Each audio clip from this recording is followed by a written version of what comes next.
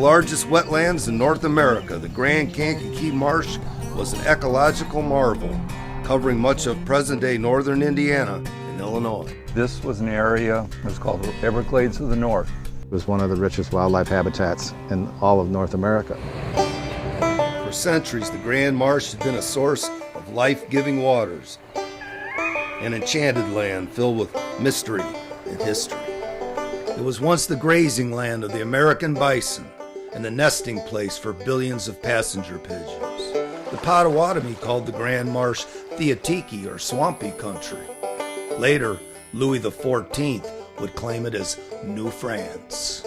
The Kankakee Marsh area and the fur-bearing animals that were contained, it was an incredibly dense collection of natural resources that could be exploited.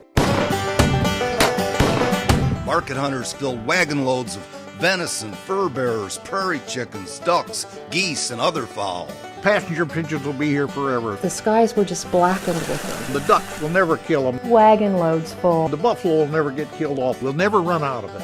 Its superabundance of fur, fowl, and fin attracted sportsmen, including U.S. Presidents Grover Cleveland and Benjamin Harrison, Ben-Hur author and Civil War General Lew Wallace, and early transportation entrepreneurs, the Studebaker brothers.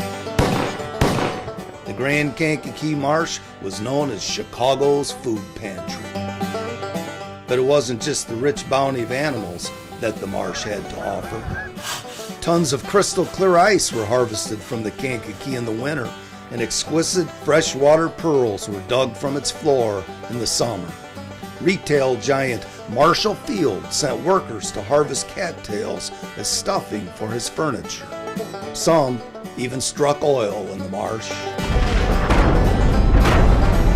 It was referred to as the only place where you could purchase land by the gallon. And below the swamp's surface lay 500,000 acres of the most fertile soil in the world. Many sought the riches of the marsh, but at a costly price. After the Civil War, agriculture dominated the landscape, and the Grand Kankakee Marsh was being drained at a feverish rate.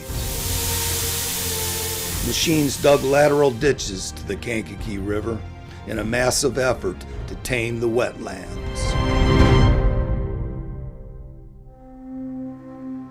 By 1923, 250 miles of the Kankakee River's curves and oxbows had been straightened and dredged into a 90-mile ditch. Man had triumphed over Mother Nature. There's no cry in the wild saying, hey, do you guys have any idea of what you're about to do? Wildlife biologists estimate that the draining of the Kankakee basically eliminated about 1/5 of the migratory bird population in the United States. The swampland had no value. Today we realize the value of it. It was the purifier for all the water that flowed through. We polluted this.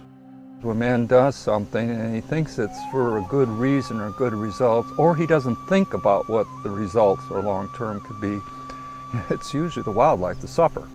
For centuries, the marsh gave and man took. What became of the Grand Kankakee Marsh?